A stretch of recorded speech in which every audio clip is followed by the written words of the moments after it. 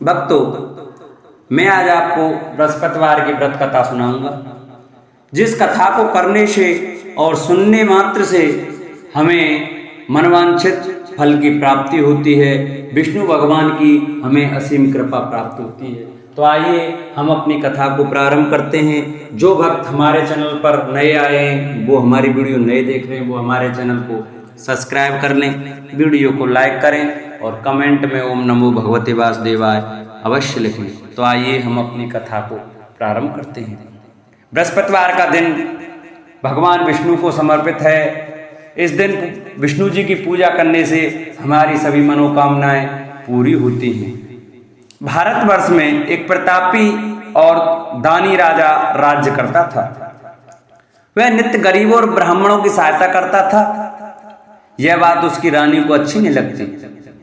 वह ना ही गरीबों को दान देती, ना ही भगवान की पूजा करती, और राजा को भी दान देने से मना किया करती। एक दिन राजा शिकार खेलने वन को गए हुए थे, तो रानी महल में अकेली थी। उसी समय बृहस्पति देव साधु वेश में राजा के महल में भिक्षा के लिए गए और भिक्षा मांगी। रानी ने भिक्षा देने से इनकार किया और कहा, हे साधु महाराज, मैं तो दान पुण्य से तंग आ गई हूँ। मेरा पति सारा धन लुटाते रहते हैं। मेरी इच्छा है कि हमारा धन नष्ट हो जाए, फिर न रहेगा बांस, न बजेगी बांसुरी।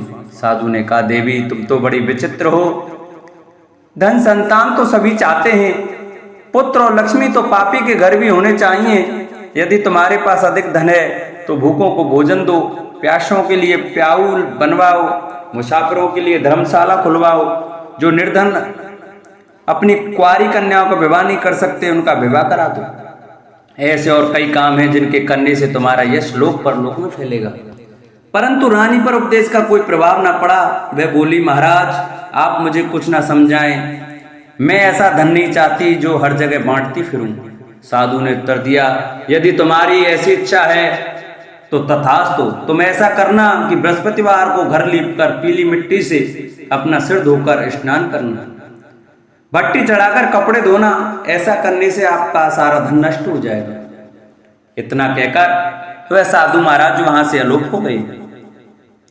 साधु के अनुसार कई बातों को पूरा करते हुए रानी को केवल 3 बृहस्पतिवार ही बीते थे कि उसकी समस्त धन संपत्ति नष्ट हो गई। भोजन के लिए राजा का परिवार तरसने लगा।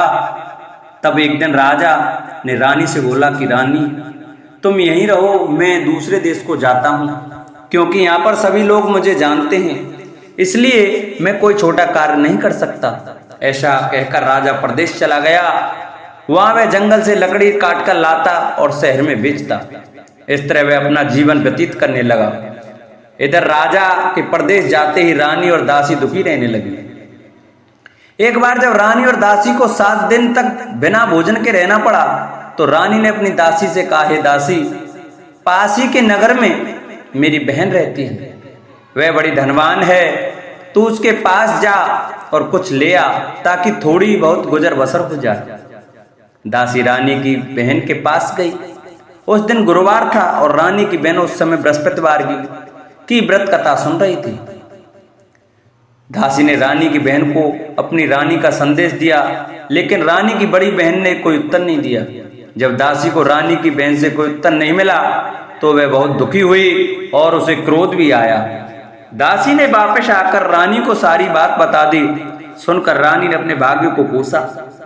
उधर रानी की बहन ने सोचा कि मेरी बहन की दासी आई थी, परंतु उससे मैं नहीं बोली, इससे वह बहुत दुखी हुई होगी।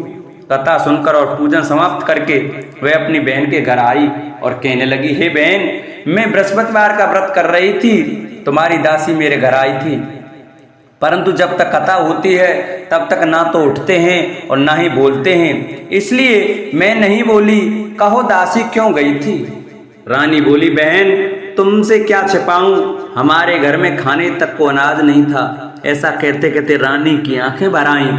उसने दासी समेत पिछले 7 दिनों से भूखे रहने तक की बात अपनी बहन को विस्तार पूर्वक सुना दी। रानी की बहन बोली, देखो बहन, भगवान बृहस्पति देव सबकी मनोकामना को पूर्ण करते हैं। देखो शायद तुम्हारे घर में अनाज रखा हो। पहले तो रानी को विश्वास नहीं हुआ। वह बहन के आग्रह पर अपने उसने अपनी दासी को अंदर भेजा तो उसे सचमुच अनाज से भरा एक घड़ा मिला।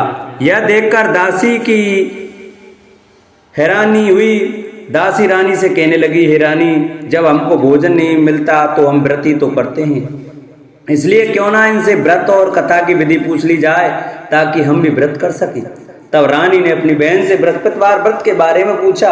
उसकी बहन ने बताया, बृहस्पतिवार के व्रत में चने की दाल और मुनक्का से विष्णु भगवान का केले की जड़ में पूजन करें तथा दीपक जलाएं, व्रत कथा सुने और पीला भोजन ही करें। इससे बृहस्पति देव प्रसन्न होते हैं। व्रत और पूजन विधि बताकर रानी की बहन अपने घर को लौट गई।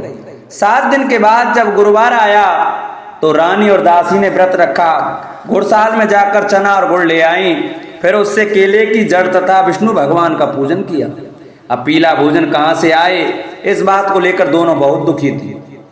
चूंकि उन्होंने व्रत रखा था इसलिए बृहस्पति देव उनसे प्रसन्न थे, इसलिए वे एक साधारण व्यक्ति का रूप धारण कर 2 थालों में सुंदर पीला भोजन दासी को दे गए। भोजन पाकर दासी बहुत प्रसन्न हुई, फिर रानी के साथ मिलकर भोजन ग्रहण किया। उसके बाद वे सभी गुरुवार को व्रत और पूजन करने लगी। बृहस्पति भगवान की कृपा से उनके पास फिर से धन संपत्ति आ गई, परंतु रानी फिर से पहले की तरह आलस्य करने लगी। तब दासी बोली, देखो रानी, तुम पहले इस प्रकार आलस्य करती थी, तुम्हें धन रखने में कष्ट होता था, इस प्रकार सभी धन नष्ट हो गया, और जब भगवान बृहस्पति की कृपा से धन मिला है तो तुम्हें फिर से आलस्य होता है। रानी को समझाते हुए दासी कहती है कि बड़ी मुसीबतों के बाद हमने यह धन पाया है, इसलिए हमें दान पुण्य करना चाहिए, भूखे मनुष्यों को भोजन कराना चाहिए और धन को शुभ कार्यों में खर्च करना चाहिए, जिससे तुम्हारे कुल का यश बढ़ेगा, स्वर्ग की प्राप्ति होगी और पितृ प्रसन्न होंगे। दासी की बात मानकर रानी अपना धन शुभ कार्यों में खर्च करने लगी, जिससे पूरे नगर में उसका यश फैलने लगा। बृहस्पतिवार व्रत कथा के बाद श्रद्धा के साथ आरती की जानी चाहिए, इसके बाद प्रसाद बांटकर उसे ग्रहण करना चाहिए। एक दिन राजा दुखी होकर जंगल में एक पेड़ के नीचे आसन जमा कर बैठ गया। वह अपनी दशा को याद करके व्याकुल होने लगा। बृहस्पतिवार का दिन था। एकाएक उसने देखा कि निर्जन वन में एक साधु प्रकट हुए। वह साधु वेश में स्वयं बृहस्पति देवता थे। लकड़हारे के सामने आकर बोले, हे लकड़हारे, इस सुनसान जंगल में तू चिंता मग्न क्यों बैठा है?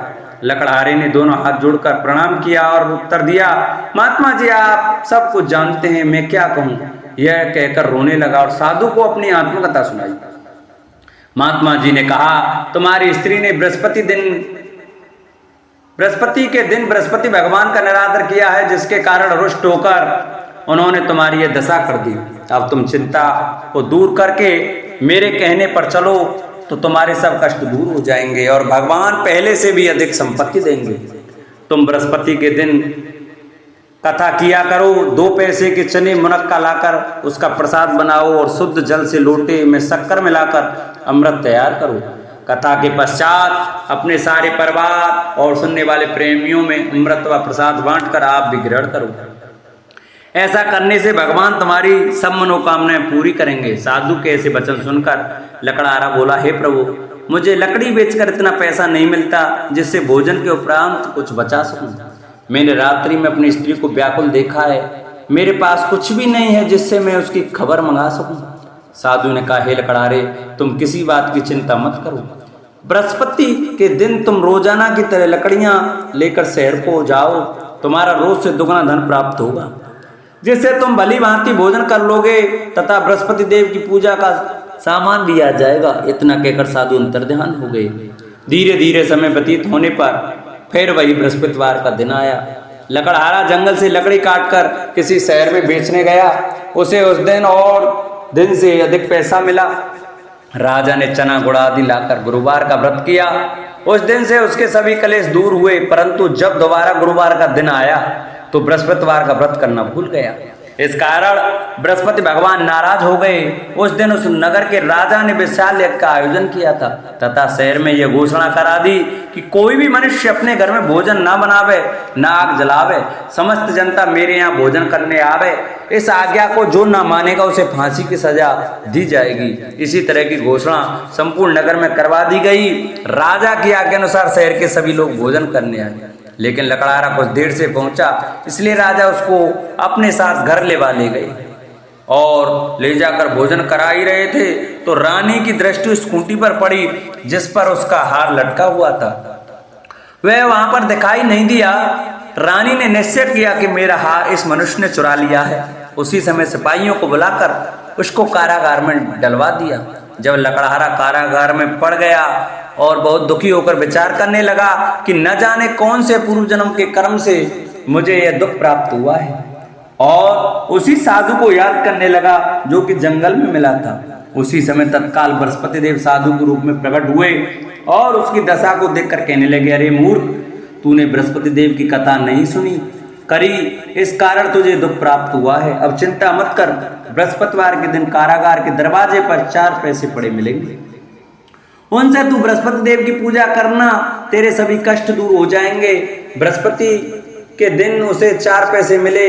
लकड़हारे ने कहा, कहीं उसी रात्रि को बृहस्पति देव ने उस नगर के राजा को स्वप्न में कहा, हे राजा, तुमने जिस आदमी को कारागार में बंद कर दिया है वह निर्दोष है, वह राजा है, उसे छोड़ देना। रानी का हार उसी कुंटी पर लटका है, अगर तू ऐसा नहीं करेगा तो मैं तेरे राज्य को नष्ट कर दूंगा। इस तरह रात्रि के स्वप्न को देखकर राजा प्रातःकाल उठा और खूंटी पर हार देकर लकड़हारे को बुलाकर क्षमा मांगी तथा लकड़हारे को योग्य सुंदर वस्त्र आभूषण देकर विदा कर दिया। बृहस्पति देव की आज्ञा अनुसार लकड़हारा अपने नगर को चल दिया। राजा जब अपने नगर के निकट पहुंचा तो उसे बड़ा आश्चर्य हुआ। नगर में पहले से अधिक बाग, तालाब, कुएं तथा धर्मशाला, मंदिर आदि बन गए। राजा ने पूछा, यह किसका बाग और धर्मशाला है? तब नगर के सब लोग कहने लगे, ये सब रानी और बांदी के हैं। तो राजा को आश्चर्य हुआ और गुस्सा भी आया। जब रानी ने यह खबर सुनी कि राजा आ रहे हैं तो उन्होंने बांदी से कहा कि दासी, देख, राजा हमको कितनी बुरी हालत में छोड़ के गए थे, हमारी ऐसी हालत देखकर वह लौट ना जाएं, इसलिए तू दरवाजे पर खड़ी हो जा। आज्ञा अनुसार दासी दरवाजे पर खड़ी हो गई। राजा आए तो उन्हें अपने साथ लेवा लाई। तब राजा ने क्रोध करके अपनी रानी से पूछा कि यह धन तुमने कैसे प्राप्त किया? तब उन्होंने कहा, हमें यह सब धन बृहस्पति देव के इस व्रत के प्रभाव से प्राप्त हुआ है। राजा ने निश्चय किया कि 7 रोज बाद तो सभी बृहस्पति देव का पूजन करते हैं, परंतु मैं प्रतिदिन दिन में 3 बार कहानी तथा रोज व्रत किया करूंगा। अब हर समय राजा के दुपट्टे में चने की दाल बंधी रहती तथा दिन में 3 बार कहानी कहता। एक रोज राजा ने विचार किया कि चलो अपनी बहन के यहाँ हुआ मैं। इस तरह निश्चय कर राजा घोड़े पर सवार हो अपनी बहन के यहाँ चलने लगा। मार्ग में उसने देखा कि कुछ आदमी एक मुर्दे को लिए जा रहे हैं। उन्हें रोककर राजा ने कहा, अरे भाइयों, मेरी बृहस्पति देव की कथा सुन लो। वे बोले, लो, हमारा तो आदमी मर गया है, इसको अपनी कथा की पड़ी है। परंतु कुछ आदमी बोले, अच्छा कहो, हम तुम्हारी कथा भी सुनेंगे। राजा ने दाल निकाली और जब कथा आदि हुई कि मुर्दा हिलने लग गया, और जब कथा समाप्त हो गई तो राम राम कह के मनुष्य उठकर खड़ा हो गया। आगे मार्ग में उसे एक किसान खेत में हल चलाता मिला। राजा ने उसे देख और उससे बोला, अरे भैया, तुम मेरी बृहस्पतिवार की कथा सुन लो। किसान बोला, जब तक मैं तेरी कथा सुनूंगा तब तक 4 हरैया जोत लूंगा, जा अपनी कथा किसी और को सुनाना। इस तरह राजा आगे चलने लगा। राजा के हटते ही बैल पछाड़ खाकर गिर गए तथा किसान के पेट में बड़ी जोर का दर्द होने लगा। उस समय उसकी माँ रोटी लेकर आई। उसने जब यह देखा तो अपने पुत्र से सब हाल पूछा और बेटे ने सभी हाल कह दिया। तो बुढ़िया दौड़ी दौड़ी उस घुड़सवार के पास गई और उससे बोली कि मैं तेरी कथा सुनूंगी, तू अपनी कथा मेरे खेत पर चलकर ही कहना। राजा ने बुढ़िया के खेत पर जाकर कथा कही, जिसके सुनते ही वे बैल उठ खड़े हुए तथा किसान के पेट का दर्द भी बंद हो गया। राजा अपनी बहन के घर पहुंचा। बहन ने भाई की खूब मेहमानी की। दूसरे रोज प्रातःकाल राजा जागा तो वह देखने लगा कि सब लोग भोजन कर रहे हैं। राजा ने अपनी बहन से कहा, ऐसा कोई मनुष्य है जिसने भोजन नहीं किया हो, मेरी बृहस्पतिवार की कथा सुन ले। बहन बोली, हे भैया, यह देश ऐसा ही है कि पहले यहाँ लोग भोजन करते हैं, बाद में अन्य काम करते हैं। अगर कोई पड़ोस में हो तो देखाऊं। वह ऐसा कहकर देखने चली गई, परंतु उसे कोई व्यक्ति नहीं मिला जिसने भोजन ना किया हो। अतः वह एक कुम्हार के घर गई जिसका लड़का बीमार था। उसे मालूम हुआ कि उसके यहाँ 3 रोज से किसी ने भोजन नहीं किया है। रानी ने अपने भाई की कथा सुनने के लिए कुम्हार से कहा। वह तैयार हो गया। राजा ने जाकर बृहस्पतिवार की कथा कही, जिसको सुनकर उसका लड़का ठीक हो गया। अब तो राजा की प्रशंसा होने लगी। एक रोज राजा ने अपनी बहन से कहा कि हे बहन, हम अपने घर को जाएंगे, तुम भी तैयार हो जाओ। राजा की बहन ने अपनी सास से कहा। सास ने कहा, हाँ चली जा, परंतु अपने लड़के को मत ले जाना, क्योंकि तेरे भाई के कोई औलाद नहीं है। बहन ने अपने भैया से कहा, हे भैया, मैं तो चलूंगी पर कोई बालक नहीं जाएगा। राजा बोला, जब कोई बालक नहीं चलेगा तब तुम भी क्या करोगी। बड़े दुखी मन से राजा अपने नगर को लौट आया। राजा ने अपनी रानी से कहा, वह निर्वंशी है, हमारा मुख देखने का धर्म नहीं है और कुछ भोजन आदि नहीं किया। रानी बोली, हे प्रभु, बृहस्पति देव ने हमें सब कुछ दिया है, वह हमें औलाद अवश्य देंगे। उसी रात को बृहस्पति देव ने राजा से स्वप्न में कहा, हे राजा, उठ, सभी सोच त्याग दे, तेरी रानी गर्भ से है। राजा की यह बात सुनकर बड़ी खुशी हुई। 9वें महीने में उसके गर्भ से एक सुंदर पुत्र पैदा हुआ। तब राजा बोला, हे रानी, स्त्री बिना भोजन के रह सकती है पर बिना कहे नहीं रह सकती।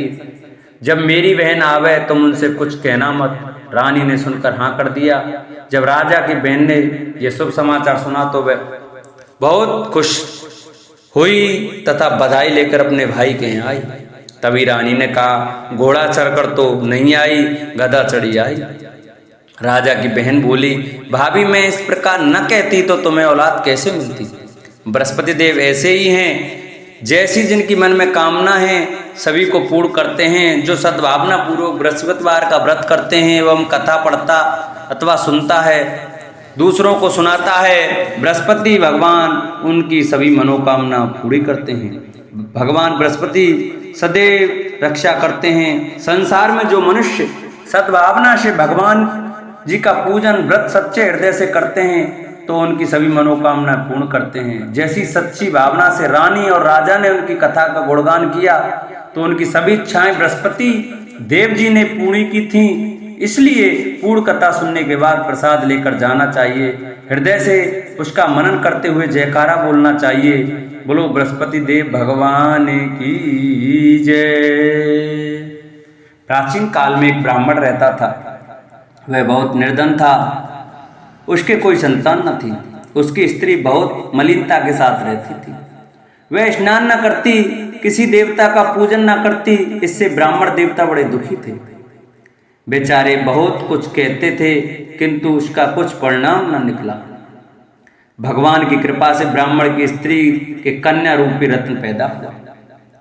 कन्या बड़ी होने पर प्रातः स्नान करके विष्णु भगवान का जाप व बृहस्पतिवार का व्रत करने लगी।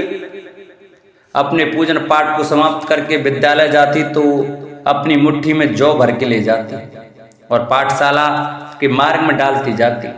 तब ये जौ स्वर्ण के हो जाते। लौटते समय उनको बीन कर घर ले आती। एक दिन वह बालिका सूप से सोने के जौ को फटक कर साफ कर रही थी कि उसके पिता ने देख लिया और कहा, हे बेटी, सोने के जौ के लिए सोने का सूप होना चाहिए। दूसरे दिन बृहस्पतिवार था। इस कन्या ने व्रत रखा और बृहस्पति देव से प्रार्थना करके कहा, मैंने आपकी पूजा सच्चे मन से की हो तो मेरे लिए सोने का सूप दे दो। बृहस्पति देव ने उसकी प्रार्थना स्वीकार कर ली। रोजाना की तरह वह कन्या जौ फैलाती हुई जाने लगी। जब लौटकर जौ बीन रही थी तो बृहस्पति देव की कृपा से सोने का सूप मिला। उसे वह घर ले आई और उसमें जौ साफ करने लगी, परंतु उसकी माँ का वही ढंग रहा। एक दिन की बात है कि वह कन्या सोने के सूप में जौ साफ कर रही थी। उस समय उस शहर का राजपुत्र वहां से होकर निकला। इस कन्या के रूप और कार्य को देखकर मोहित हो गया तथा अपने घर आकर भोजन तथा जल त्याग कर उदास होकर लेट गया। राजा को इस बात का पता लगा तो अपने प्रधानमंत्री के साथ उसके पास गए और बोले, हे बेटा, तुम्हें किस बात का कष्ट है? किसी ने अपमान किया है अथवा और कारण हो सो कहो, मैं वही कार्य करूंगा जिससे तुम्हें प्रसन्नता हो। अपने पिता की राजकुमार ने बातें सुनी तो वह बोला, मुझे आपकी कृपा से किसी बात का दुख नहीं है। किसी ने मेरा अपमान नहीं किया है, परंतु मैं उस लड़की से विवाह करना चाहता हूं जो सोने के सूप में जौ साफ कर रही थी। यह सुनकर राजा आश्चर्य में पड़ गया और बोला, हे बेटा, इस तरह की कन्या का पता तुम ही लगाओ, मैं उसके साथ तेरा विवाह अवश्य ही करा दूंगा। राजकुमार ने उस लड़की के घर का पता बताया। तब मंत्री उस लड़की के घर गए और ब्राह्मण देवता को सभी हाल बतलाया। ब्राह्मण देवता राजकुमार के साथ अपनी कन्या का विवाह करने के लिए तैयार हो गए तथा विधि विधान के अनुसार कन्या का विवाह राजकुमार के साथ हो गया। कन्या के घर से जाते ही पहले की भांति उस ब्राह्मण देवता के घर में गरीबी का निवास हो गया। अब भोजन के लिए भी अन्न बड़ी मुश्किल से मिलता था। एक दिन दुखी होकर ब्राह्मण देवता अपनी पुत्री के पास गए। बेटी ने पिता की दुखी अवस्था को देखा और अपनी माँ का हाल पूछा। तब ब्राह्मण ने सभी हाल कहा। कन्या ने बहुत सा धन देकर अपने पिता को विदा कर दिया। इस तरह ब्राह्मण का कुछ समय सुखपूर्वक व्यतीत हुआ। कुछ दिन बाद फिर वही हाल हो गया। ब्राह्मण फिर अपनी कन्या के यहाँ गया और सारा हाल कहा तो लड़की बोली, हे पिताजी, आप माता जी को यहाँ लेवा लाओ, मैं उसे विधि बता दूंगी जिससे गरीबी दूर हो जाए। वह ब्राह्मण देवता अपनी स्त्री को साथ लेकर पहुंचे तो अपनी माँ को समझाने लगी, हे माँ, तुम प्रातःकाल स्नान आदि करके विष्णु भगवान का पूजन करो तो सब दरिद्रता दूर हो जाएगी। परंतु उसकी मांग ने एक भी बात नहीं मानी और प्रातःकाल उठकर अपनी पुत्री के बच्चों के जूठन को खा लिया।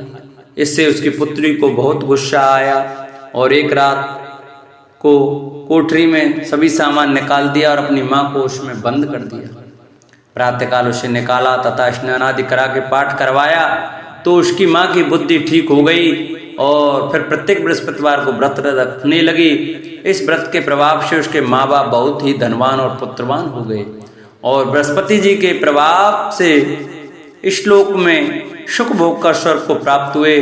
बोलो विष्णु भगवान की जय, बोलो बृहस्पति देव की जय।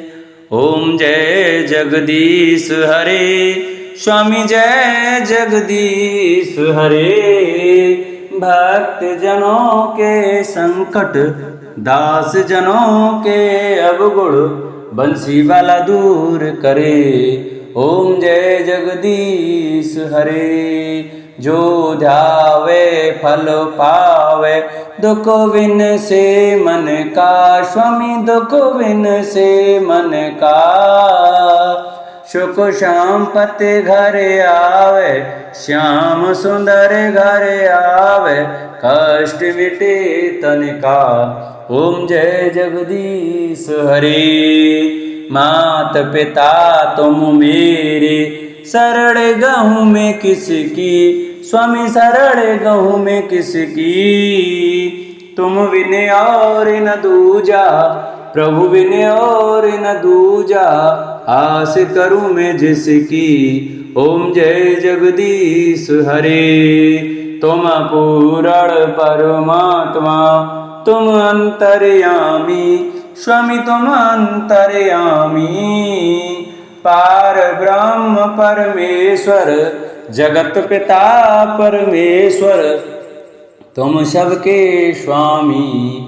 ओम जय जगदीश हरे। तुम करुणा के सागर, तुम पालन करता, स्वामी तुम रक्षा करता। मैं मूरख खल कामी, मैं सेवक तुम स्वामी, कृपा करो हरता। ओम जय जगदीश हरे। तुम हो एक अगोचर, सबके प्राणपति, स्वामी सबके प्राणपति।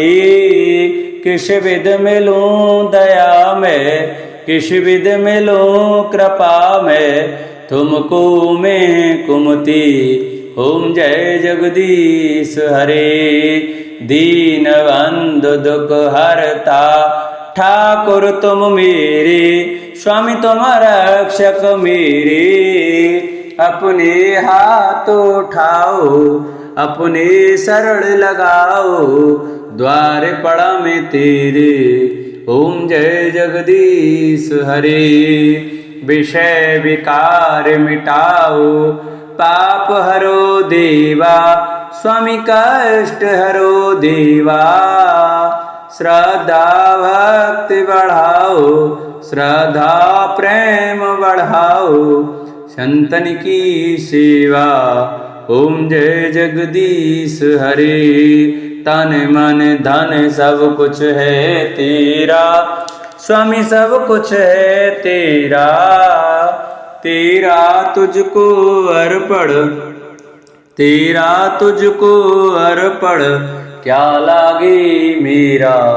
ओम जय जगदीश हरे, पार ब्रह्म जी की आरती जो कोई नर गावे, स्वामी प्रेम सहित गावे। कहत शिवानंद स्वामी भजत हरि हर स्वामी, मनवांचित फल पावे। ओम जय जगदीश हरे, ओम जय जगदीश हरे, स्वामी जय दीननाथ हरे, स्वामी जय भोलेनाथ हरे, स्वामी जय सीताराम हरे, स्वामी जय राधे श्याम हरे। भक्त जनों के संकट, दास जनों के अवगुण, बंसी वाला दूर करे। ओम जय जगदीश हरे। बोलो विष्णु भगवान की जय, बोलो बृहस्पति देव भगवान की जय। जिन भक्तों को हमारी कथा अच्छी लगी हो वो हमारी कथा को ज़्यादा से ज़्यादा शेयर करें, जिससे और भी भक्त हमारी कथा का श्रवण कर सकें। हमारे चैनल को सब्सक्राइब करें, वीडियो को लाइक करें और कमेंट में ओम नमो भगवते वासुदेवाय, ओम बृहस्पतिदाय नमः लिखना न भूलें। बोलो बृहस्पति भगवान की जय।